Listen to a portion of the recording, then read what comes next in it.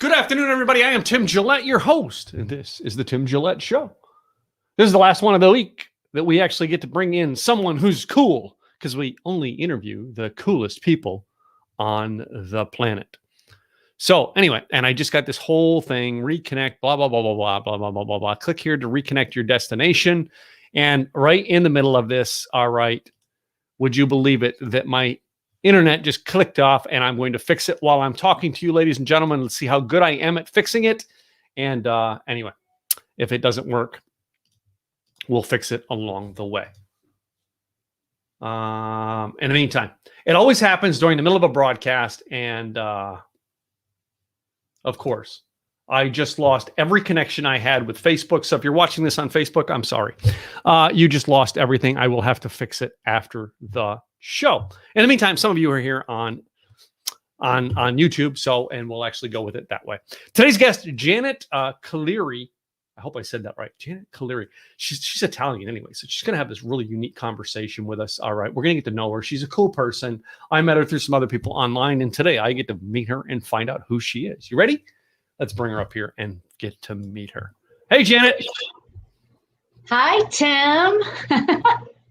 Thanks for having me. It's so exciting to be here with you. How have you been doing? All right. I know you've been through some challenges recently and stuff, but how you been doing? For the most part, doing excellent. I've been through some challenges with a brain injury since last January 2020, hence the sunglasses.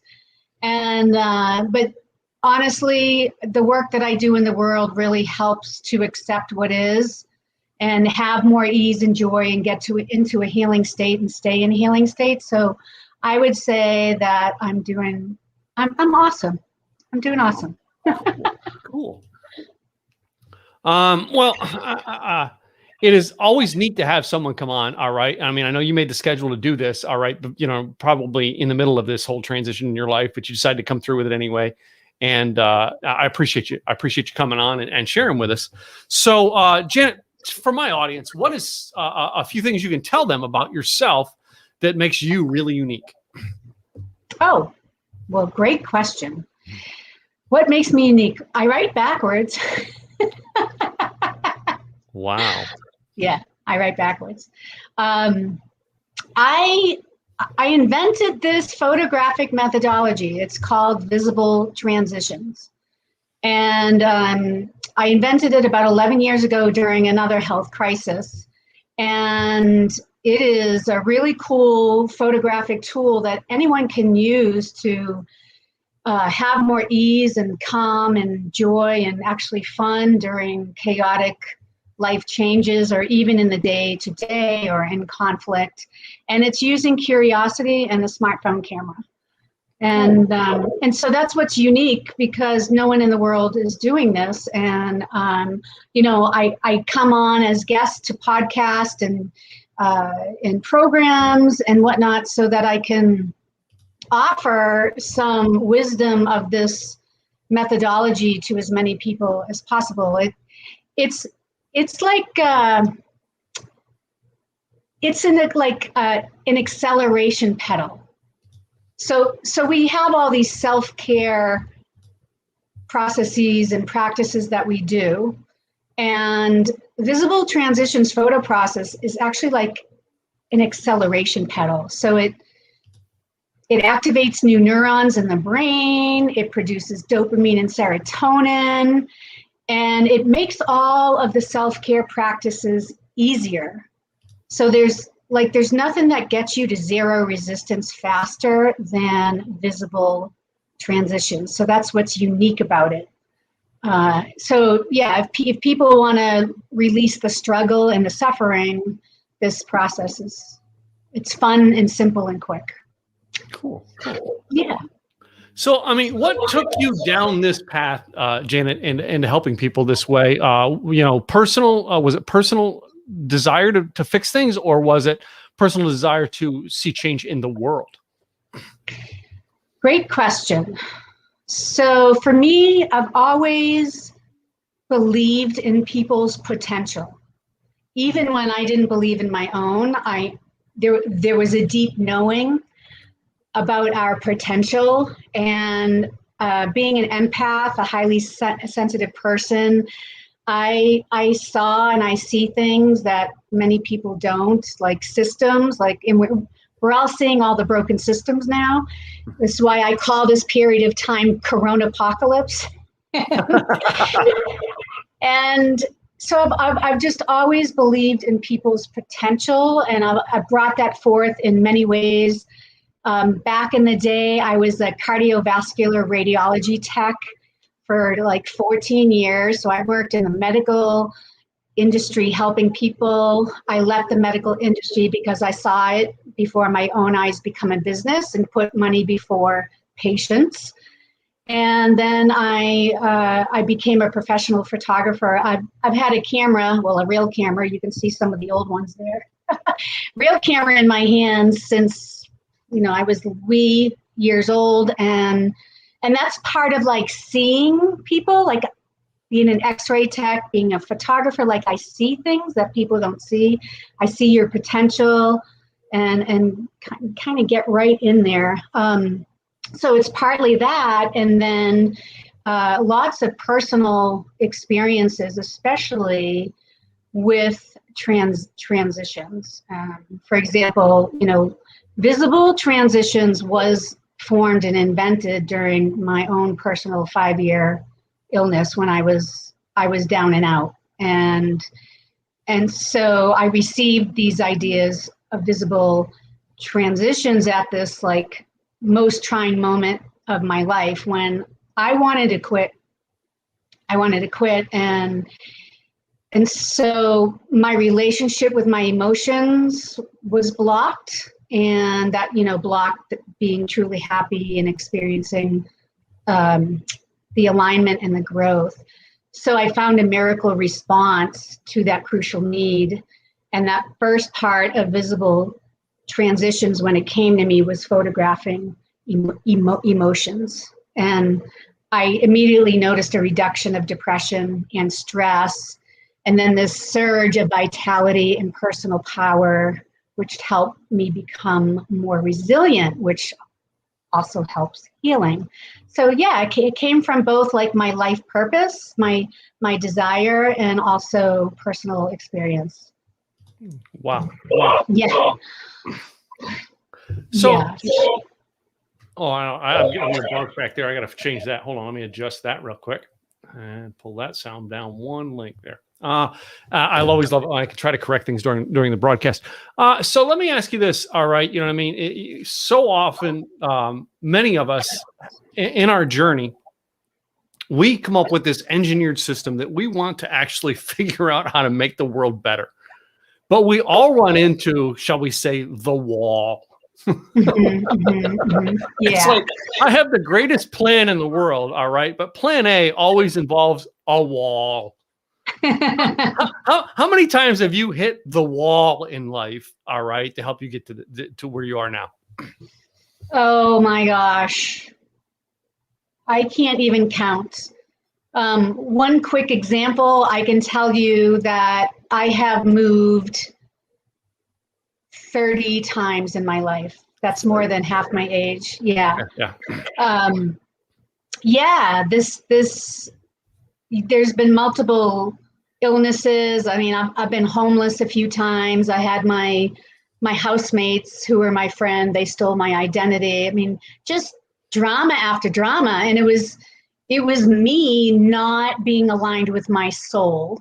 And I'm on a soul tour now since January 16th, the 1-year anniversary of my brain injury. And for many of us, it's difficult to be aligned with our souls because of this like 3-dimensional world and the structure and the society and plan A and plan B. It can be so hard to like stay in alignment with our soul. And ever since then, January 16th, I mean, there's just been miracles and magic in my life and massive healing. And I want to say something about this plan A, and then there's a wall, and maybe there's a plan B. And so part of the wall, I think, is like us not taking enough quiet time and be like, okay, so what's the best thing for me? Mhm. And then even when we hear it, we can often get so scared and not go down that true path and kind of stay in the default, because the brain hates change. Oh yeah, It I know actually that. hates, yeah. So it's up to us to help the brain feel safe. And that's why I love my methodology. It helps the brain feel safe. It develops those new neurons, which take over the crusty old conditioner, the neurons that have our conditioning. And so then the brain starts to feel at ease. And the way that there's three processes, and one way is like we take pictures of just subtle steps, we celebrate. So the brain gets on board with the change easier. And then, you know, back to these like plans and the wall,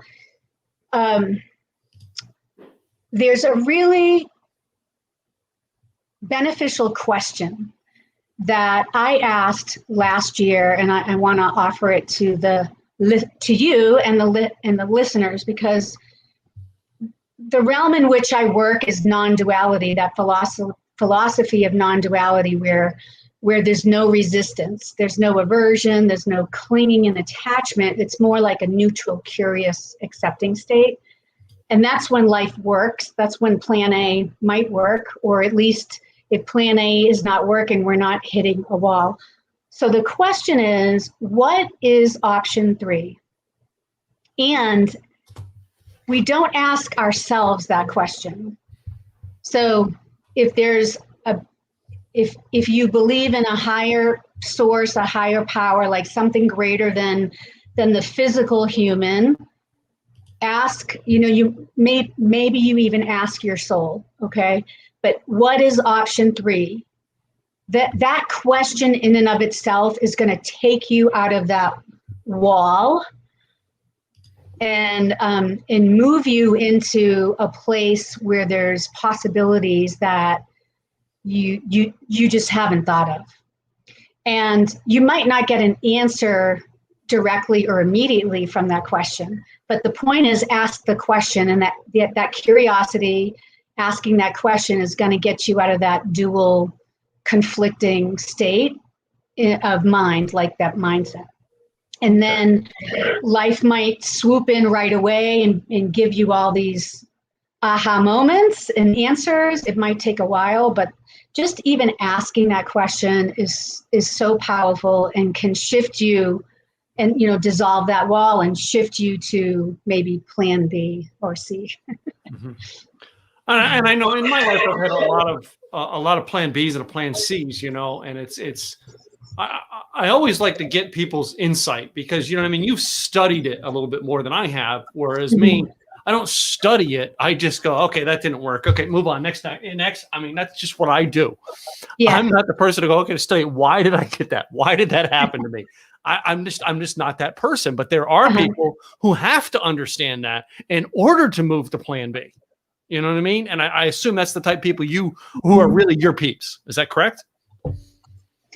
Well, I don't do a lot of like analyzing or trying to understand things. What I do is I place myself or my clients in a state of curiosity. Okay. So that question, just for example, what is option 3?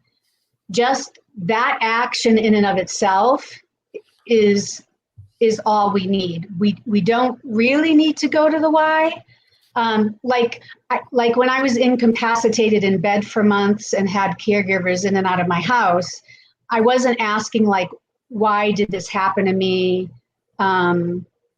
What happened was I thought, oh my God, I'm a business owner. I'm not married. Like I didn't have a partner to support me. How the heck am I going to live? Wow. That's what first came up. And so typically people will go into panic and anxiety and all that.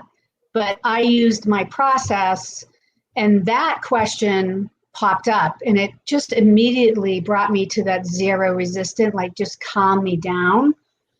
And when you're like stressed and there's the wall, and it's really hard to think or analyze or like figure out what's next. This space of curiosity helps you to just dissolve all that stuff, that wall and the stress and the anxiety. And like it helps you just move to the next thing. Sometimes, so it's, I like the fact that that didn't work, I'm going to move on, like, awesome, right? Because there's no sense in stewing in all that unworkability, and you move forward. Often though, when we like go to the next thing, that might not work, or we might not have clarity, or it might feel like there's a wall. And so that's when I like pause in the curiosity, and I ask that question. Mm-hmm. What is option 3? And often I and my clients will use my 3 key process as well, and we can talk about that. I would love you to share that process with my audience, if you don't mind, at least the points, so that they can get an idea of it. Yes, yeah. So, okay, so there's the state of curiosity. All right, it's not analyzing, and it's not why questions. It's more of like what or how.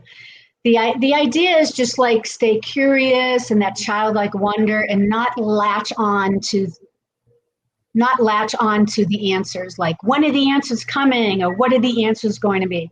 Because again, like, that puts us into that resistant state, and it puts us into the limiting beliefs and the subconscious resistance. And resistance is like armor. Okay, so when we're in a state of resistance, we're blocking the solutions from the get-go. Mm-hmm. So actually, like, even with my clients, before, like, when we start working together, before they even start taking action, the first thing we work on, and it could be 3 sessions, we start to reduce and dissolve their forms of resistance. Again, because that resistance is that wall that we've been talking about. And so once we identify areas of resistance, then I bring in my proprietary visible transitions photo process. And every photo has intention behind it. So there's 3 practices. One, and I have a PDF booklet if anybody wants that. You can download it for free, and it shows this. So the first process or practice is creating imagery of your feelings and emotions. Mm-hmm. So I spoke to about 11 years ago when visible transitions came to me during a 5-year illness. And the first part was like, the voice was like, take pictures of your feelings and emotions, Janet. I was like, and so I grabbed my smartphone and I thought, okay, well, what does anger look like? What does hope look like? Mm-hmm. What does stress look like? And I got real creative. So that's what my clients and people can do. The photos can be abstract, pantomimed, literal. You can even write the emotions, and you take the picture. So the idea is to be playful, and it's really quick and simple. And I mentioned once I started to do that, my stress and anxiety started to reduce. In fact, my depression at that point started to dissolve as well. And then my vitality started to return. So that's always helpful. The second practice is tracking subtle evidences of your progress. So this helps for motivation, building confidence, self-compassion, which is so key.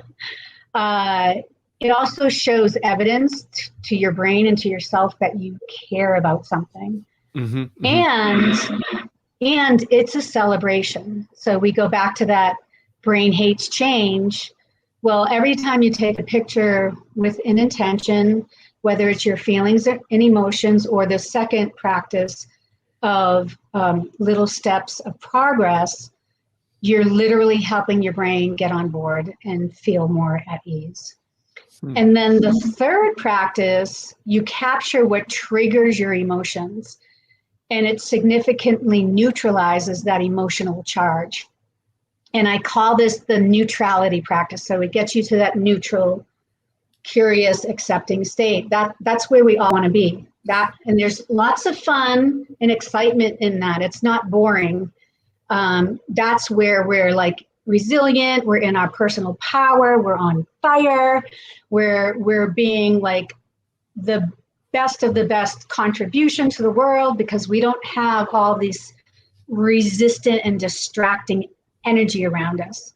And this neutrality practice is basically, if you're upset about something or someone, you take a picture of it. So for me, the way that this was born was, it was a Sunday, and I was cooking for the whole week. So I spent probably like 3 or 4 hours in the kitchen. I was preparing food for the whole week. And then I had and then I just got exhausted, and I ended up in bed for almost 3 days.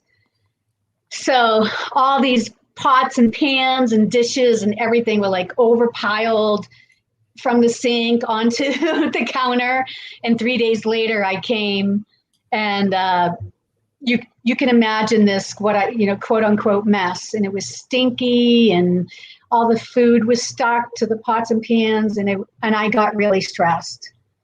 And what I did was I took a picture of it, the thing I hated, the thing I was triggered with.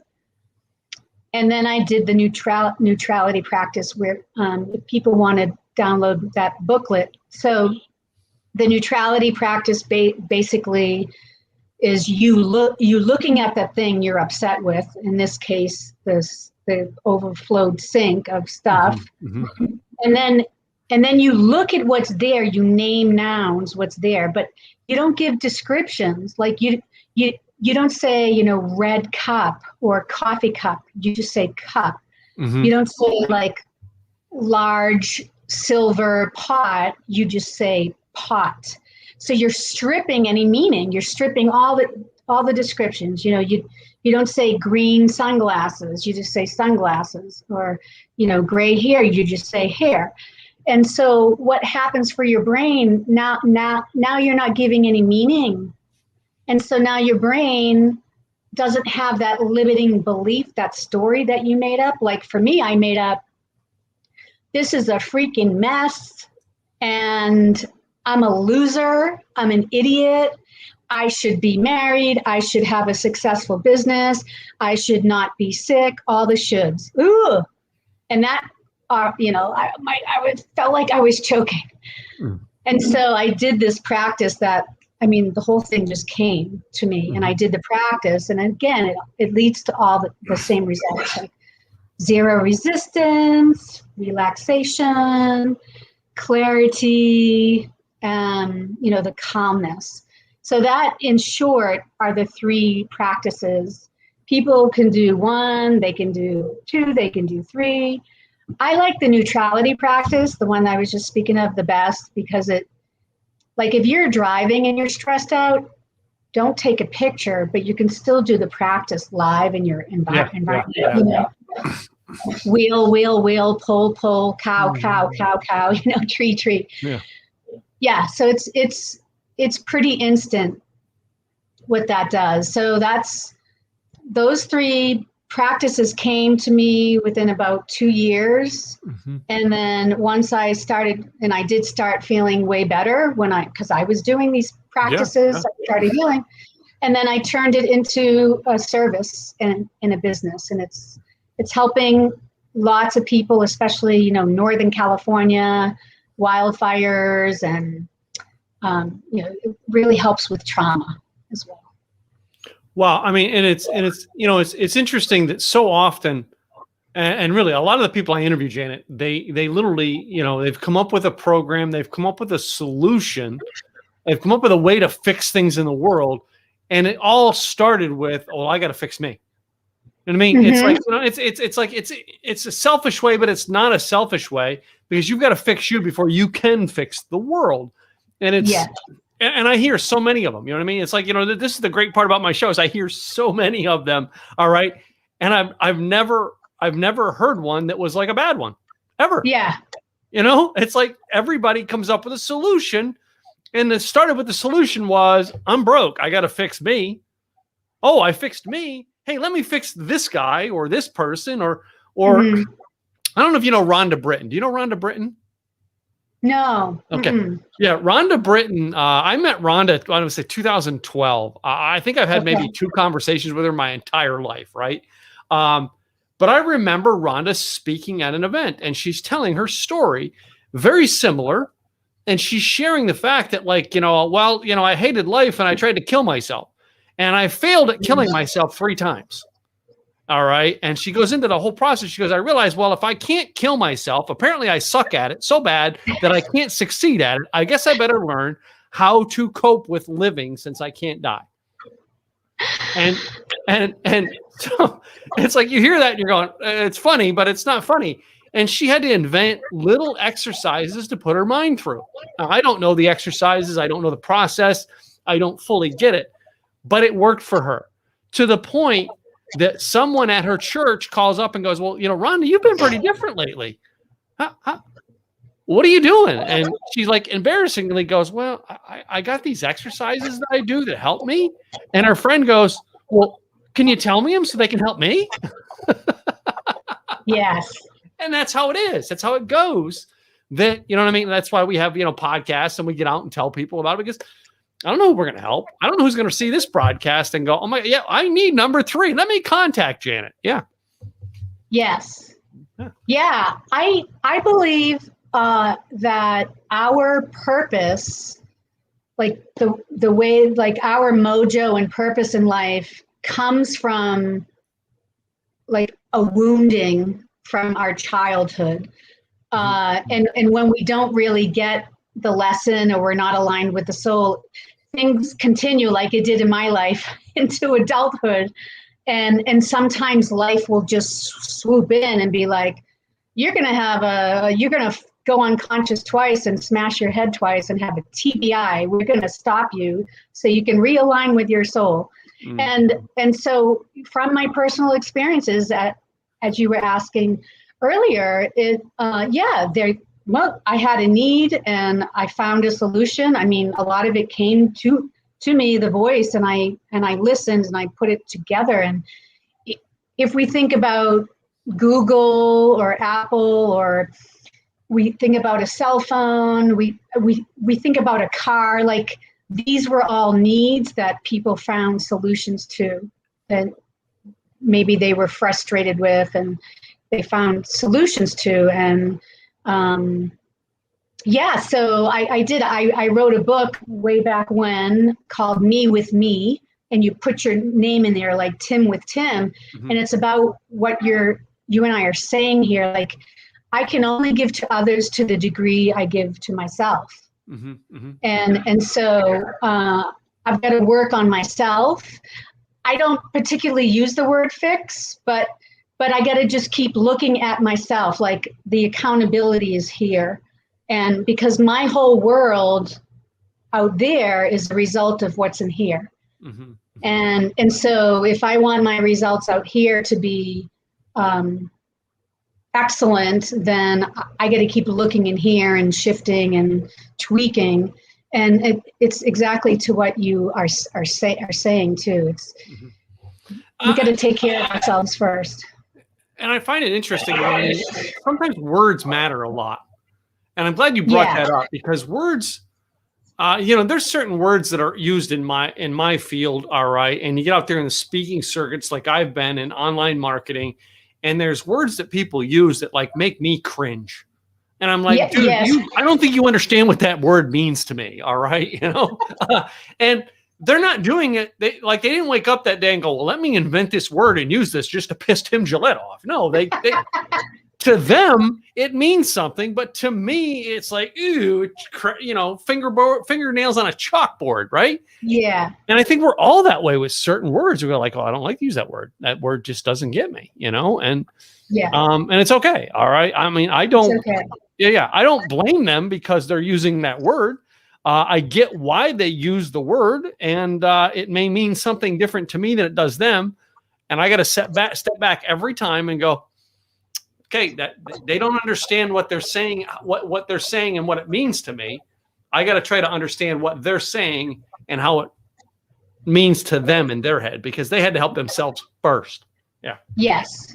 Yes. Yeah. It's very interesting words, and they carry an energy, and they carry like an opinion, and people hear a certain word and they cringe, and they think, and it doesn't even mean the same thing to the person who used it. And, like for me, I noticed, I became a coach many, many years ago. And I just noticed that for me, the word fix didn't work. It wasn't helpful for my clients, because then they thought something was wrong with them. And it's like, no, there's nothing wrong.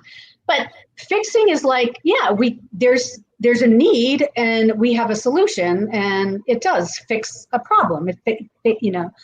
I have this whole huge document, this whole chart on languaging. I call it ownership language, and how words can help make us contract and get resistant versus be more expansive and open.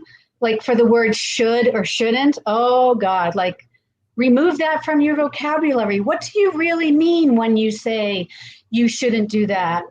What do you really mean? And it's like, oh yeah, I think it's not in your best interest to do X, Y, Z, because I see this kind of consequence coming. Often we don't really describe exactly what we're meaning, and we can throw in these words like should and shouldn't. I don't know about you when you were a kid and you were hearing should and shouldn't from your parents, but I definitely cringed. Yeah. For me, no. For me, in my world, all right, a word that has always been offensive to me, but I realize that they don't say it to be offensive to me. They say it because of what it means to them. To me, the word serve, all right, serving others, has always been like a cringe word to me. Now, there's nothing wrong with it. I serve you. There's nothing wrong with it. But to me, it means something else. What does it mean to you? For me, when I hear somebody say, hey, I want to serve you, that means like, you know what I mean? When they actually come out with, I want to serve you, that means I want to get your money. Oh, I like that. Okay. And most people don't see it that way. They look at it as I'm helping you. That's why I use the word help. The word help to me matters. All right. And that's it. All right. I want to help you, because helping you means I'm giving you a way to pick yourself up. All right. And do it. I'm not doing it for you. I'm giving you the tools for you to help you do it yourself, as opposed to serve. Well, you know what I mean? Well, yeah, I'm here to get you, you know what I mean? I'm here to get you dinner. I'm here to bring you dessert. All right. I'm here to bring you. And a server always needs to be tipped. That's why in me, it takes a different meaning. Now, when they say that, it doesn't mean that they're like, well, I'm saying this because I want to piss Tim Gillette off. No, they're saying it because they are trying to help people. So it's amazing how we have different contexts. Like we all have a different context. We do. Yeah. And that's where, you and I as coaches come into, well, we've got to help people in different ways. I help people in online marketing. You help people in a way that most people would never stop to look for the help. You know what I mean? And that's what you're in the business of doing. Yes. Yeah. I've recently, in the last 4 months, I've been giving this talk on enjoying each other's differences. Yeah. And the title started as accepting each other's differences, which is true. And then I upped it a notch to enjoying. Mm-hmm. And I'm bringing this up just based on, we all have this context, the beliefs, opinions, conditioning, experiences. And as we look through the world, and different things have different meanings to us. So, there's a lot of polarization going on in the world right now, and people having to be right and attempting to change people's minds. And the truth is, we're all, like the millions of people on this earth, we're all never going to agree on one same thing. I mean, I'm not even sure if we all agree on love, for example. So if there's that truth, if that's a fact, then how can we how can we accept and enjoy each other based on that fact? And like this process, this photo process is super helpful for that, because it's just going to like dissolve your stories, your beliefs, your opinions, and it's going to get you like a kid, playful, childlike, and get you to really listen to somebody.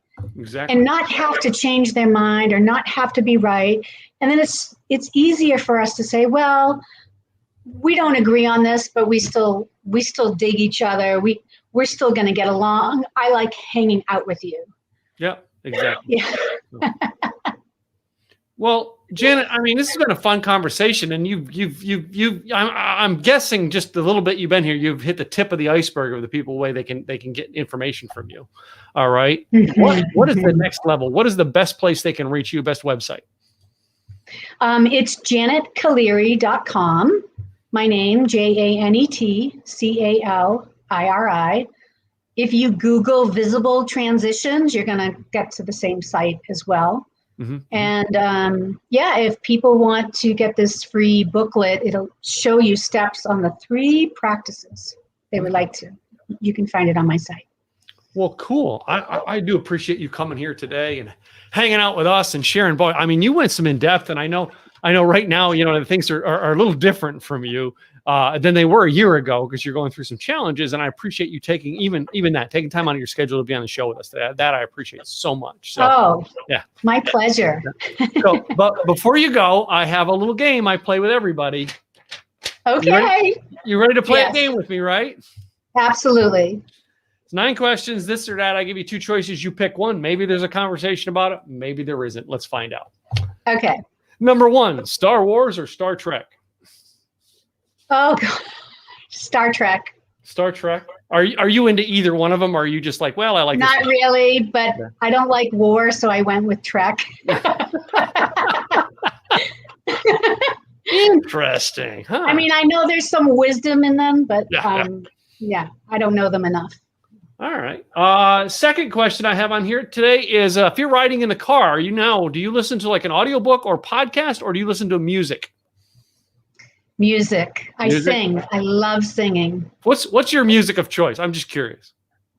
Like right now is a playlist, so a lot of folk music, like the Indigo Girls and Jewel. I seen the Indigo Girls in 1994, 5, and like I was connected to a radio station, so like I was able to meet them backstage, and it was cool. Yeah. Me too. Yeah. I know when I was a photographer in Boston, I got to meet a lot of celebrities, like a lot of musicians. They're just, I mean, they're amazing songwriters, amazing harmony. They do so much social justice work in the world. So I love to sing, and I sing in the car. I'll sing anywhere, but I like to put on my All right. How about if you're going to dress up? All right. Are you going to wear heels or boots? Oh, I'd say heels. Okay. More than boots. I'm a Texas guy, so when I say boots, we're talking like, what I mean, those good old Southern girl boots. I do have a red pair of cowboy. I call them cowboy boots. They're short. They're red. I really like them. I would say, like, right now I'm in New Mexico, so like a current thing, it's too hot. It's actually too hot for boots, and there's really nowhere to walk in heels. But in general, if I get dressed up, I'm wearing heels. Yeah, cool. Okay, let's move on to our food topics. The next one here is hamburger or taco?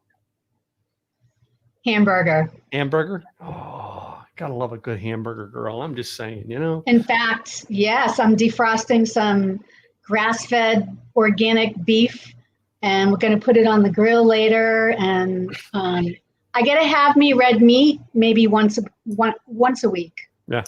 I probably have it more than once a week. All right. But I mean, I still love tacos, but like as a kid, hamburger was always my thing. I wanted a hamburger.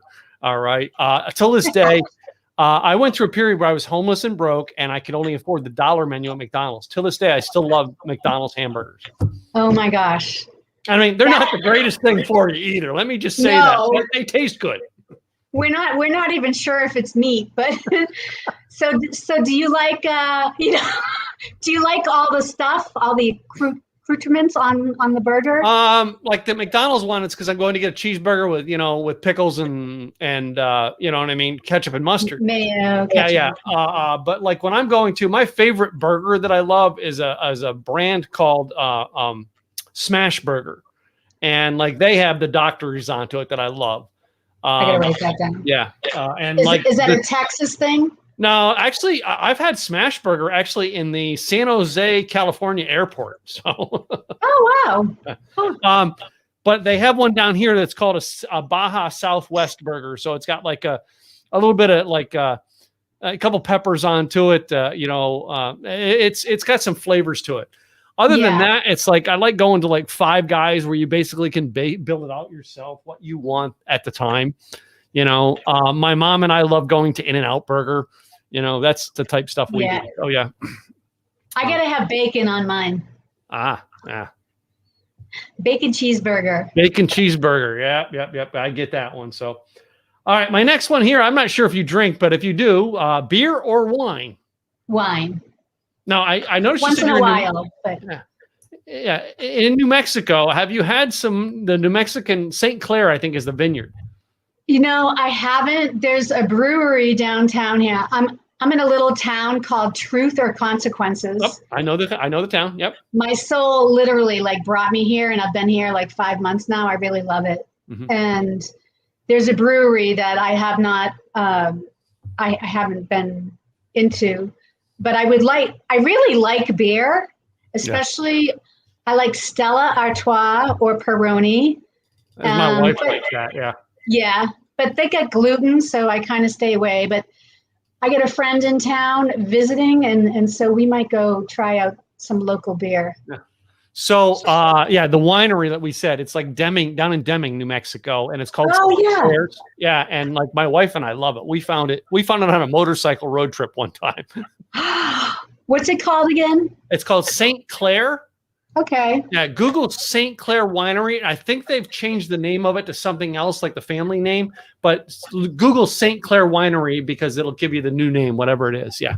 Good to know. Yep. How about this? All right. Are you a type person, since we've all been indoors for so long, are you a dress up person or are you a yoga pants person?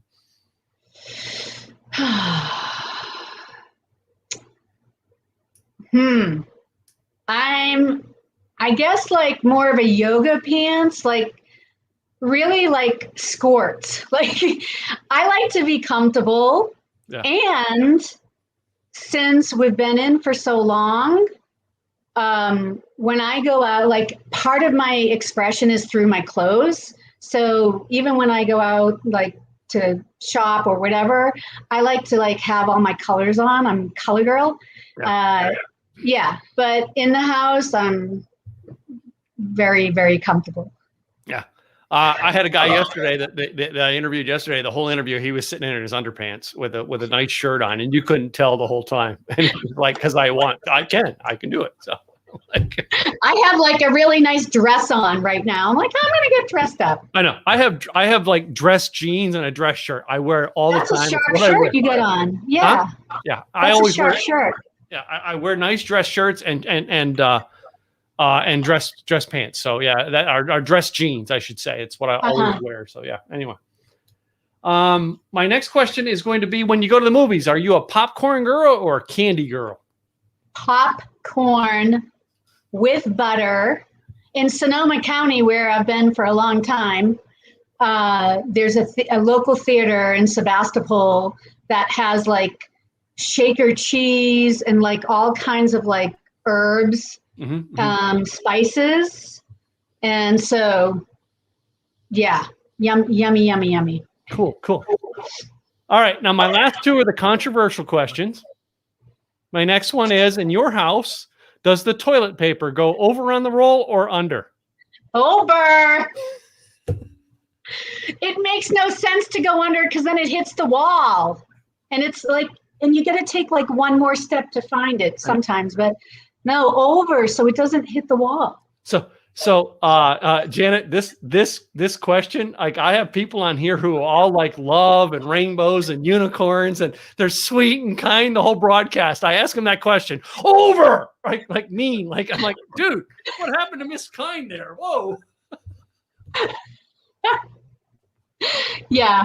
It is a controversial question, man. And everybody, wait a minute, no, they're like they either like it under or over, and they have a reason why they like it that way. And then there's no two reasons that are the same.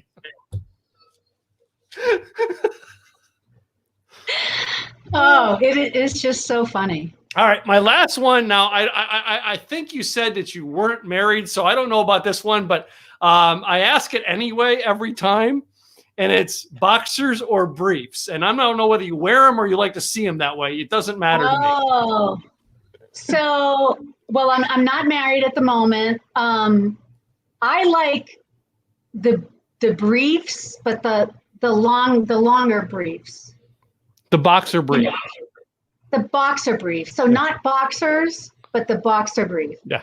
That's my favorite. That's what I wear. I just have gotten so much because they keep everything in line. All right. But yet they're there's a sexiness about them more than just the regular brief or the boxers. Okay. Every man who is thinking about dating you is taking this down in notes right now.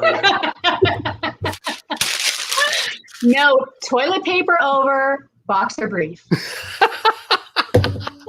I told you, Janet, you were going to have fun on my podcast. Yes. Yes. Well, Janet, one more time for both the listeners, audio, as well as those watching the video. All right. Tell them your website because I want to make sure they can get a hold of you and take this relationship to the next level. Wonderful. It's my full name, Janet Caliri, JANET CALIRI. And if you also Google visible transitions, my methodology I've been speaking of, you'll get to the same website. Cool. Well, Janet, I thank you. I thank you for taking time out of your schedule today to be with me and my audience and share with our community some of your wisdom. It's been meaningful to me, and I appreciate that. Well, I thank you for accepting me and coming in here, having a curious conversation and having fun. And to all the listeners, I hope you got some wisdom or aha moments. And Tim, it's been a pleasure. I'll see you again. All right. To you guys listeners, all right. Hey, if you haven't by now, subscribe to our YouTube channel as well as where you get your podcast. I'm Tim Gillette. This is the Tim Gillette Show. I'll be back next week with some great guests. Make sure you stay tuned to this channel and are subscribed so you can get them. In the meantime, go check out Janet at her website. All right. And take this relationship to the next level. I'm Tim Gillette. I want you guys to have a great week. See you next week. Bye.